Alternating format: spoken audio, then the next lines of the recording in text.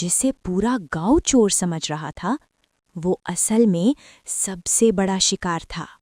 एक छोटा सा गांव था, रतनपुर, शांत, सुंदर।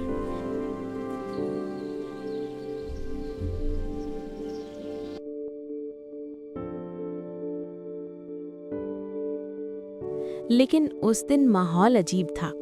गांव के बीचों बीच भीड़ जमा थी और सब एक ही नाम चिल्ला रहे थे, राघव चोर है। राघव चोर है। हाँ, राघव चोर है। तुमने हमारा सामान चुराया। चोर, हमें सब पता है, मैंने कुछ नहीं चुराया।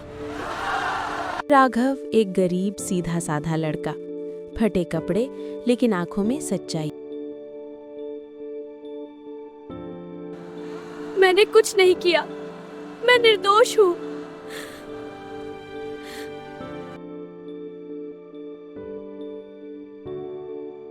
गांव के सबसे अमीर आदमी सेठ वीरेंद्र के घर से पुराना लोहे का संदूक चोरी हो गया। से एक पुराना लोहे का संदूक हुआ था। उस संदूक में था पुरानी तलवार, कुछ कागज और एक रहस्यमयी कपड़ा। सबको लगा राघव ने ही चोरी की है।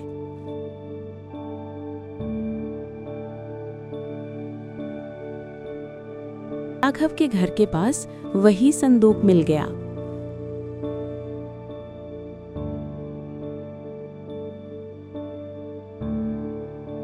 बस फिर क्या था, भीड़ और भड़क गई।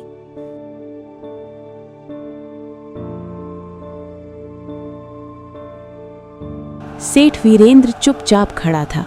उसकी आंखों में एक अजीब सी चालाकी थी। उसे पता था भी सच कुछ और है। एक बूढ़ा आदमी आगे आया, हरिदास बाबा। उसने कहा, मैंने उस रात कुछ देखा था। मैं तुम्हें सत्य सब बताता चुप हो हूँ। गए। जो तुम्हारे मन में है वो तुम्हें परेशान कर रहा है, लेकिन याद रखो, सत्य हमेशा जटिल होता है। अब मैं तुम्हारे सामने उसे प्रकट करूंगा। बाबा ने बताया, उस रात तूफान में कोई आदमी चुपके से संदूक लेकर खुद सेठ के घर से बाहर निकला था।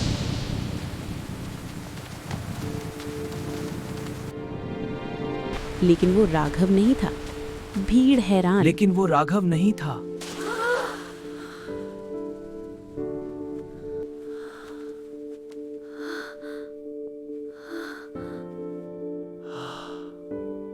वो खुद सेठ का बेटा अंशुल था।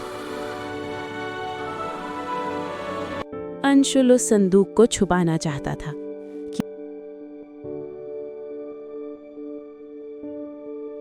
क्योंकि उसमें था उसके परिवार का काला सच। जब संदूक खोला गया, अंदर मिला खून से सना कपड़ा, एक तलवार और एक चिट्ठी। चिट्ठी में लिखा था, इस तलवार से सालों पहले एक निर्दोष आदमी की हत्या हुई थी और वो हत्या सेठ वीरेंद्र ने की थी। इस तलवार से सालों पहले एक निर्दोष आदमी की हत्या हुई थी। पूरा गांव सन्न। जिसे सब इज्जत देते थे, वही सबसे बड़ा अपराधी ने। क्योंकि उसमें हमारे परिवार का काला सच था।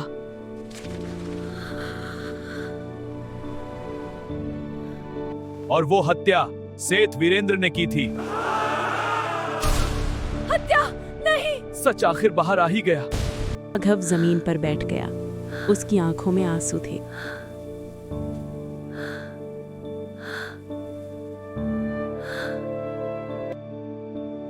लेकिन इस बार दुख नहीं, सच्चाई की जीत थी।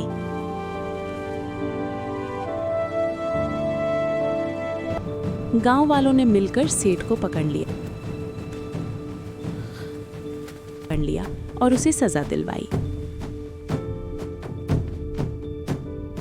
की इज्जत वापस आ गई।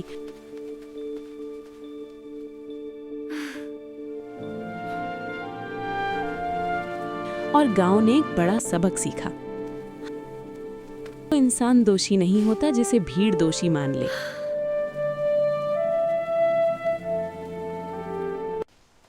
सच छुप सकता है, लेकिन कभी हारता नहीं।